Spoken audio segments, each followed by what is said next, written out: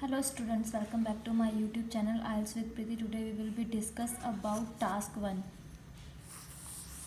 Task 1 का एक method जो आपके पास कोई भी क्वेश्चन टाइप आ जाए आप उसमें किस तरह से यूज़ करेंगे उसके बारे में हम डिस्कस करेंगे। अगर आप ये वाला मेथड यूज़ करेंगे, पैटर्न यूज़ करेंगे जो मैं आपके साथ आज डिस्कस करने वाली हूँ, आई एम डैम श्योर आप 5.5 से मूव कर सकते हैं 7.5 की तरफ राइटिंग में। अगर आपने इस तरह से जो मैंने आपको बताया, इसमें मैं आपको कुछ स्टार्टिंग के और किस तरह से आपने बीपी स्टार्ट करना है, किस तरह से कंक्लूड करना है, ये चीज़ मैं आपको बताऊंगी। इसी तरह से अगर आप यूज़ करेंगे तो आई एम श्योर कि आपका राइटिंग टास्क 1 जो है इम्प्रूव होगा। आपने इसमें कुछ नहीं करना, आपको इसमें डाटा गिवन होता है, आपने वो डाटा किस तरह एक्सप्लेन करना है मैंने वीडियो बना रखी है कॉपी पेस्ट की। टास्क 1 आप वो जाके चेक कर लीजिए, उसके अंदर हर तरह का डाटा एक्सप्लेन करने के लिए मैंने इन्फॉर्मेशन दे रखी है। सिर्फ आपको वहाँ पे जाके उसमें मेंशन करना होगा कि आपको कौन सा डाटा गिवन किया हुआ है।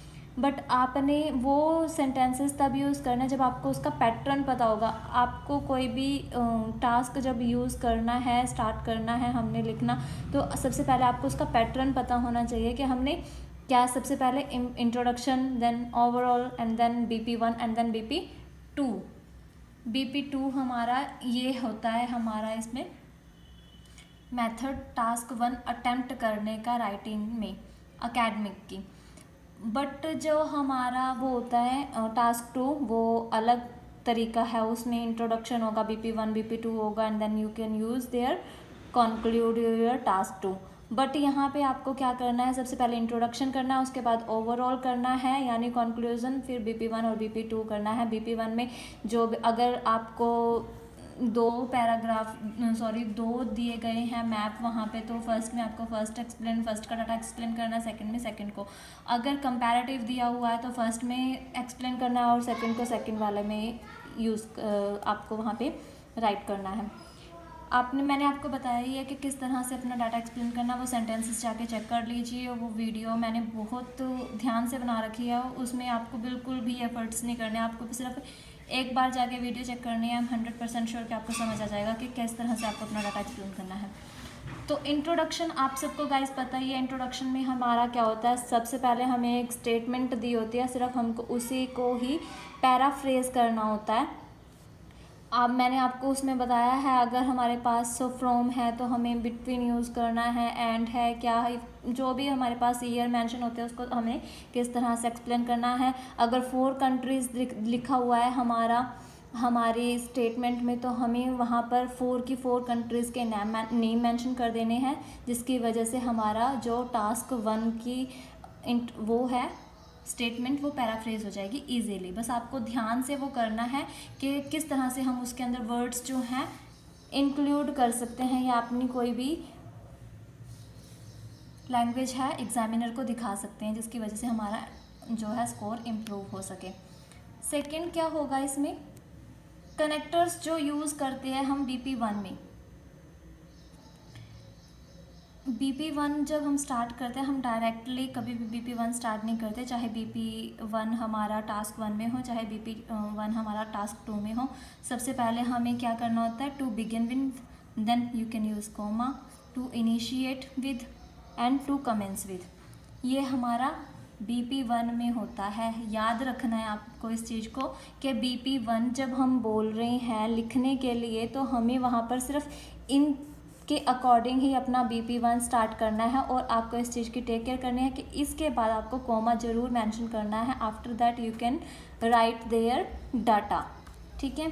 सेंटेंसेस मेंशन करने हैं जो भी वहाँ पे मैंने आपको बताया कॉपी पेस्ट करने के लिए, वहाँ से एक बार जाके चेक कर लेना कि किस तरह से आपने अपना सेंटेंस जो है डाटा एक्सप्लेन करना है उन सेंटेंस के अकॉर्डिंग। एंड सेकेंड BP जो हमारा होगा उसको किस तरह से यूज़ करना है।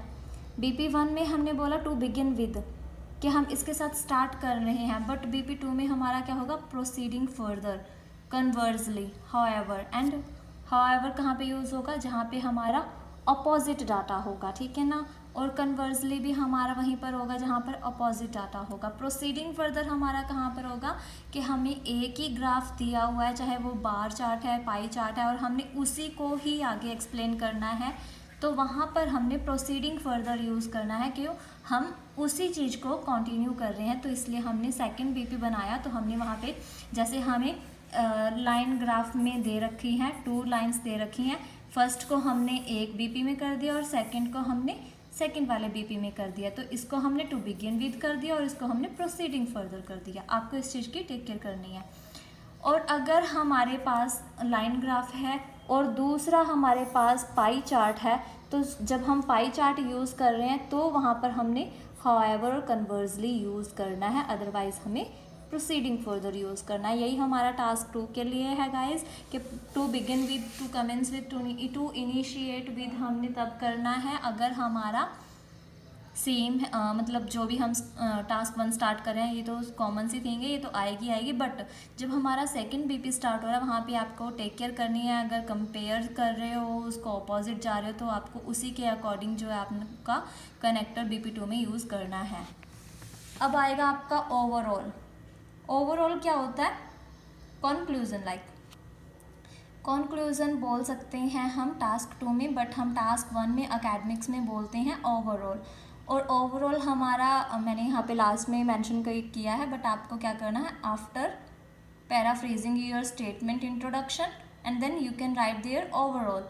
It is crystal clear that it can be clearly seen that, ये 2 तरह के सेंटेंसेस है जिसके अकॉर्डिंग आप अपना सेंटेंस स्टार्ट कर सकते हो ओवरऑल का। और आपको इसमें किस चीज़ की टेक केयर करनी है, इसके अंदर आपको कोशिश करनी है सिर्फ एक सेंटेंस के अंदर ही अपना पूरा का पूरा डाटा बताना है कि ये चीज़ हमने मोटी मोटी इसमें देखी है, और एक तो हाईएस्ट डिफरेंस बताना और एक लोएस्ट डिफरेंस बताना है उसके अंदर, और सिर्फ यही चीज़ आपको ओवरऑल में एक्सप्लेन करनी होती है आपने टास्क 1। आई होप आपको वीडियो यूज़फुल लगी हो, तो प्लीज़ चैनल को लाइक कीजिए, शेयर कीजिए एंड सब्सक्राइब कीजिए। तो मिलते हैं नेक्स्ट वीडियो में। Thanks for watching.